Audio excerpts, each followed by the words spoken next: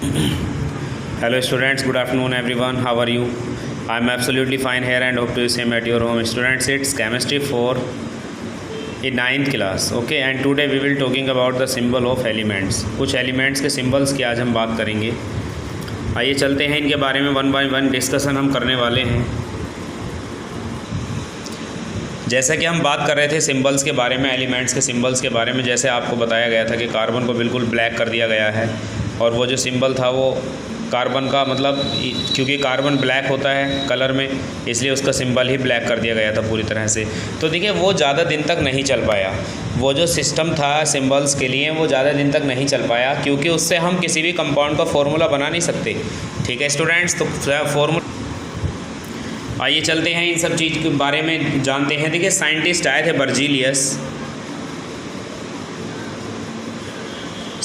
Berzelius ने element से atoms के सिंबल्स को एक्सप्लेन करने के लिए कुछ एलिमेंट्स का अलग तरीके से नाम. देखिए आपने कभी देखा होगा, आपने सोडियम देखा होगा, सोडियम, लेकिन सोडियम का सिंबल क्या है? सोडियम को Na से रिप्रेजेंट किया जाता है. ठीक है ना, तो ये ऐसा क्यों?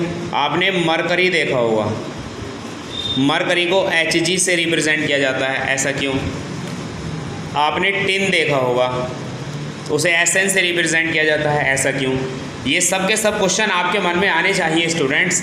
आपने देखा होगा बहुत सारे ऐसे एलिमेंट हैं, आपने देखा होगा कॉपर, ठीक है, तो कॉपर को Cu से क्यों रिप्रेजेंट किया गया? ठीक है, और ऐसे ही आपने देखा होगा और भी बहुत सारे एलिमेंट हैं. तो देखिए मैं आपको बता दूं कि ये जो नाम हैं, ये कुछ नेम जो हैं एलिमेंट्स के, कुछ एटम्स के जो सिंबल हैं वो लैटिन लैंग्वेज से लिए गए हैं और लैटिन लैंग्वेज में इन सब के नाम सबके अलग अलग होते हैं.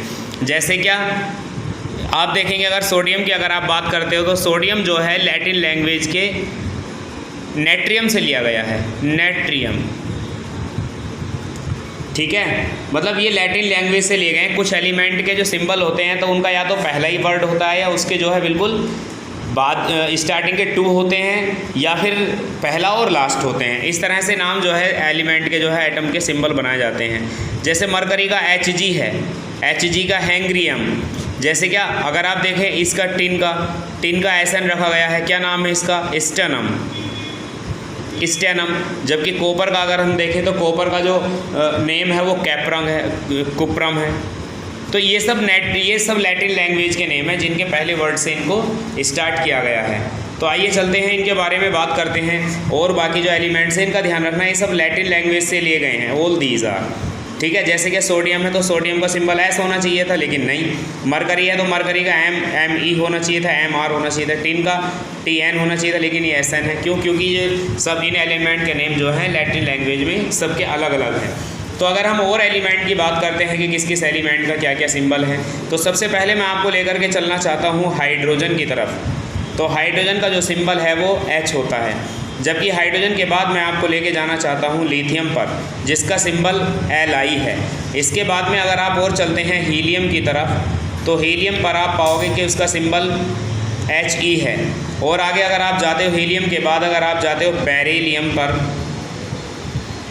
तो बेरिलियम का सिंबल Be होता है. उसी तरह अगर आप बोरोन पर जाते हो तो बोरोन का सिंबल ओनली B होता है.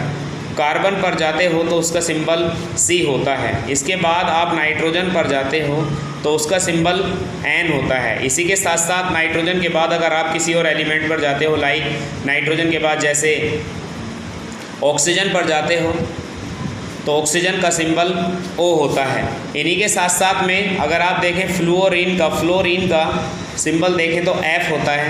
इसी के साथ साथ अगर आप देखें नियोन का, तो नियोन का सिंबल Ne होता है. सोडियम का देखें, सोडियम का Na होता है. सोडियम के बाद अगर आप आते हैं दूसरे एलिमेंट की तरफ, सोडियम का Na हो गया. सोडियम के बाद आपका आ जाएगा मैग्नीशियम, तो उसका Mg होता है. इसके बाद एल्यूमिनियम पर आप जा सकते हो, एल्यूमिनियम का Al होता है. इसके बाद हम और आगे चलते हैं, एल्यूमिनियम का हो गया.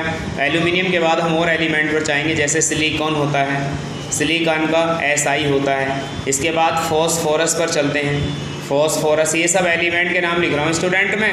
P होता है। इसी तरह अगर आप देखें सल्फ़र का, तो सल्फ़र का S होता है। सल्फ़र के बाद अगर वो देखें आप क्लोरीन का,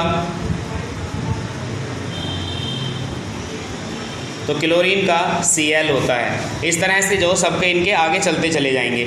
और अगर आप दूसरे एलिमेंट का देखना चाहते हैं, एलिमेंट हैं ये आपके पूरी तरह से पक्के हो जाने चाहिए।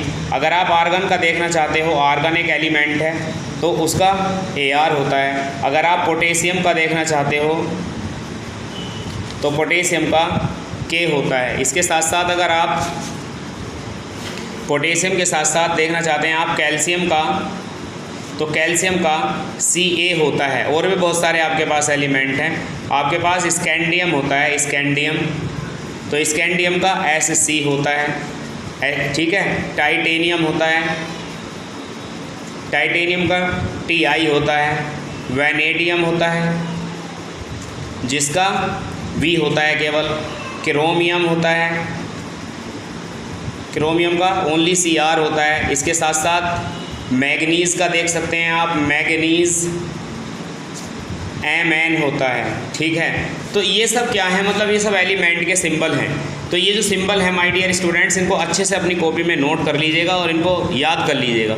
ये आपके फ्यूचर में आपको बहुत काम आने वाले हैं। और मैंने आपको एक बात और बता दूं, मैंने आपको मैग्नीज़ तक लिखवाए हैं 25 तक। ये सारे एलिमेंट मैंने इनके एटॉमिक नंबर के इंक्रीजिंग ऑर्डर में लिखे हैं। एटॉमिक नंबर का मतलब होता है कि उनकी स्टैंडर्ड फॉर्म में किसी भी एलिमेंट को लिखना। तो इनको आप हमेशा याद रखिएगा, इनसे आपको पूरे लाइफ टाइम आपको बेनिफिट मिलेगा। ठीक है students, thank you and have a nice day. Good morning everyone.